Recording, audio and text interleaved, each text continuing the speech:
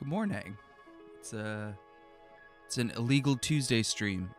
I forgot I said I wasn't gonna do this, but yeah, I wanted to jump on because Alexandra, I don't know if you were in chat earlier. I don't know if you're still in chat, but was having some trouble with the RP2040 demo, so I figured I'd do the demos live, and then we can probably wrap up after that, because I said I wasn't gonna do streams on Tuesdays, but I forgore. So let's see. I have a dev board that I made right now.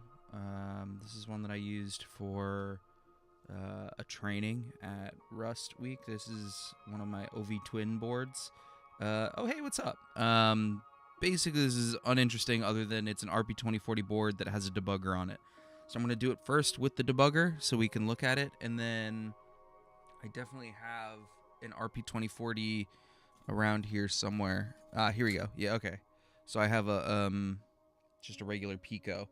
So I'll do it with both, and we'll make sure that it works with both, and if it doesn't, then we'll figure it out, and if it does, we'll figure out where the docks fell over, and you can tell me what I missed, because if you couldn't get it working, then someone else isn't going to be able to get it working. So let's plug some stuff in. Okay, that's plugged in. What do I need? This is Ergot. So let's close this. Let's close this. No idea what that is. Let's just close everything. I'm just closing everything. I don't know what changes I made. Hopefully it wasn't important. Okay, we're gonna need some windows, so let's... Okay, let's move into this. Let me make this bigger. And we'll go into demos, stud. And then we're gonna go 2040. So these are both workspaces. So let me open that.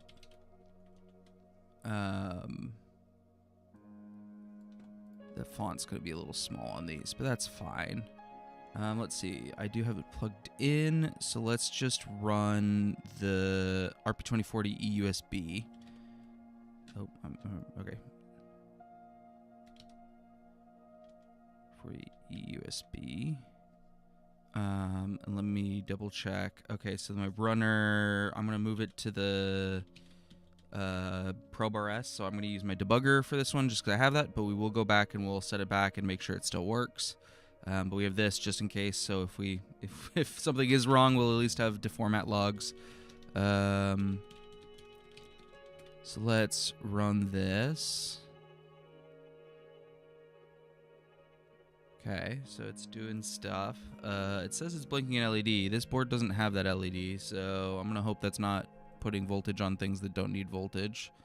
So it appears to be doing stuff. So let me go into Ergot and USB router. And this one does use the log crate. So I'm going to set Rust log. Actually, what I'm going to do is I'm going to search NUSB, because if I remember correctly, NUSB is noisy as hell at debug or trace levels. So I'm going to do Rust log debug. And USB info cargo run release.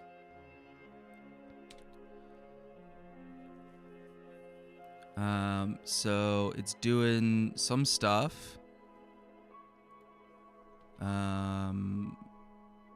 This is not a super... Okay, I'm going to pause this real quick just so it's visible.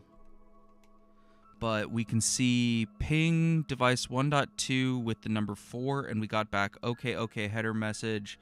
This output's awful. I don't know when I made this worse, but this output's awful. But it is pinging 1.2 with the value 4. We see the value that we get back is 4, which makes sense for a ping, and that the round trip took 463.792 microseconds. So this is not a lovely output. Don't love this, but it is at least functional. One thing that I remember running into with the Tilt app is that we don't get logs. I don't think the NUSB router does stuff with logs, question mark. I don't think it does. And then does the EUSB do any formatting of any kind?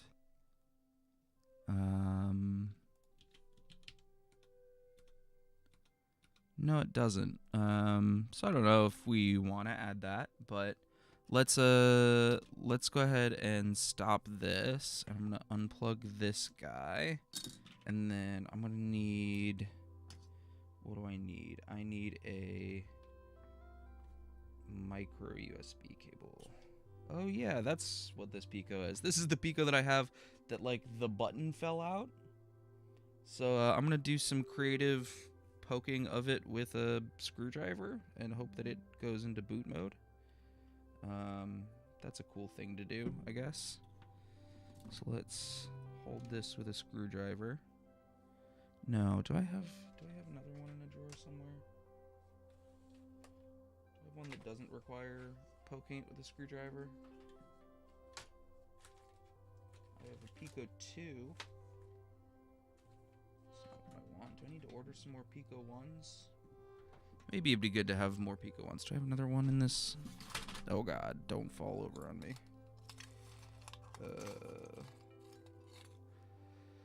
These boards have Picos on them. Do I want to use that? I don't want to use that. Okay, we'll use the screwdriver. This will just be tricky. Yeah, it's jank as hell. Okay, let's see if we can get this. Okay, give me 1 second.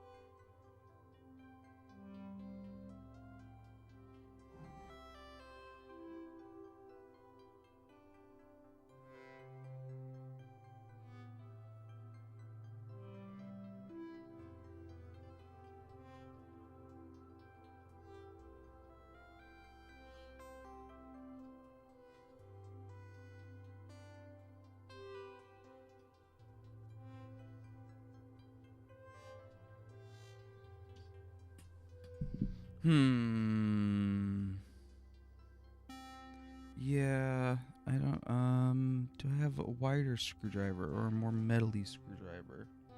Because it doesn't seem to be working. This board, can I make this do USB boot? I could make this do USB boot. It also involves stabbing it with a screwdriver. I really wish this board would just work. Where are my other Picos? Well, I have another board that would work.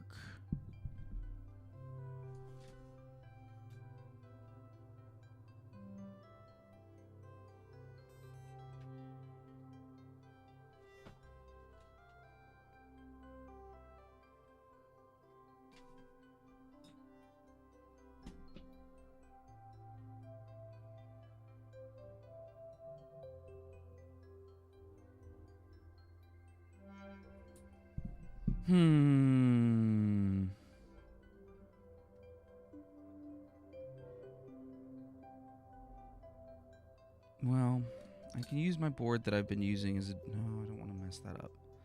Let me try stabbing it again.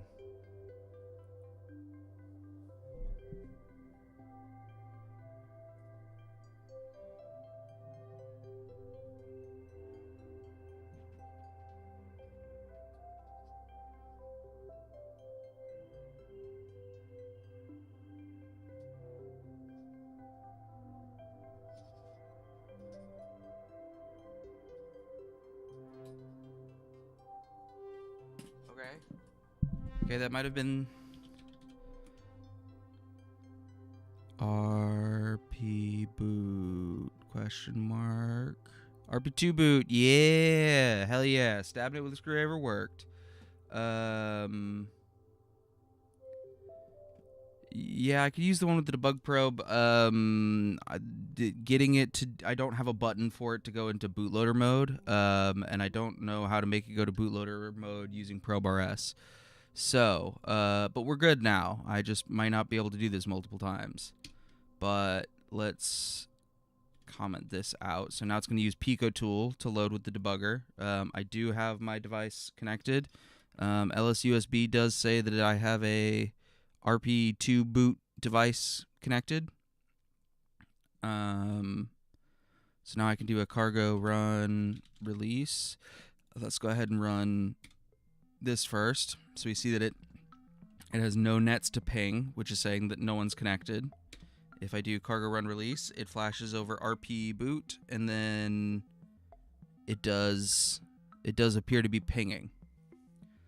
So, Alexandra, what up? How'd it go differently for you? I'm interested because like maybe if you didn't have the Rust log stuff enabled, then you wouldn't have seen any logs. Like if you just if you run this with no output, I think it gives you like nothing. It might only give you errors at that point, so it would just say running. So I could see that being super confusing. I should probably add like a thing that says like, I should do a console print or something that says, you need to run this with Rust log enabled. I think that would be a really good thing to have. Just because otherwise I can see this being very confusing if you see no output.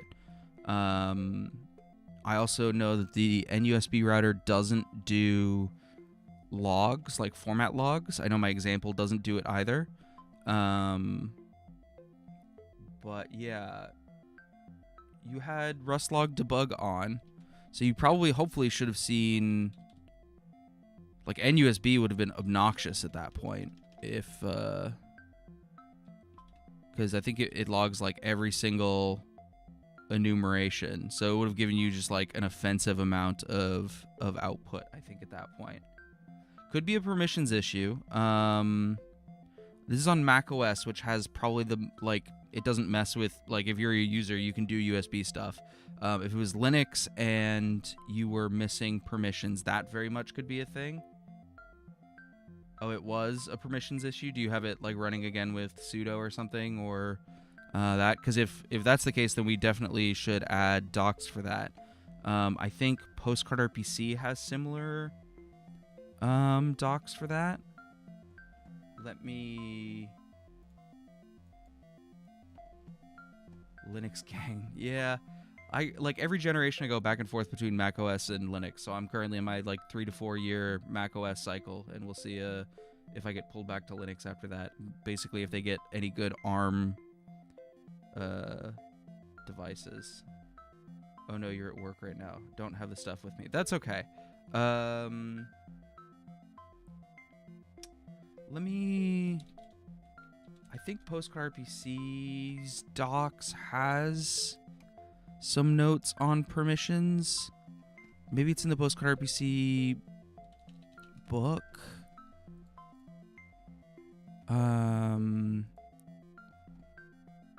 Setup USB permissions. I thought I had someone add the docs somewhere. There's definitely someone in a recent pull request.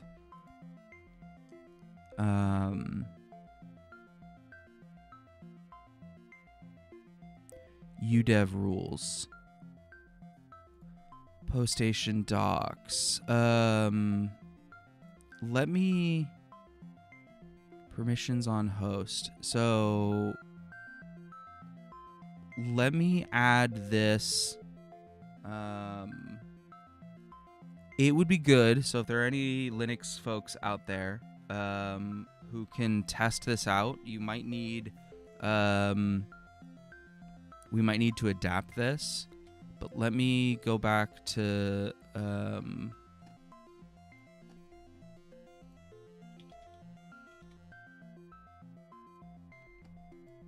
me go back to the issues.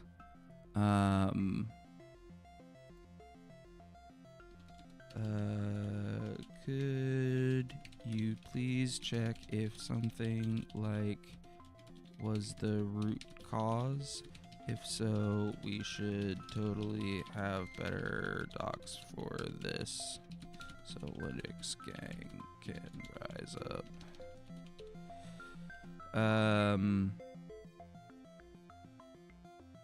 Okay. Yeah, that's awesome. We also probably need readmes.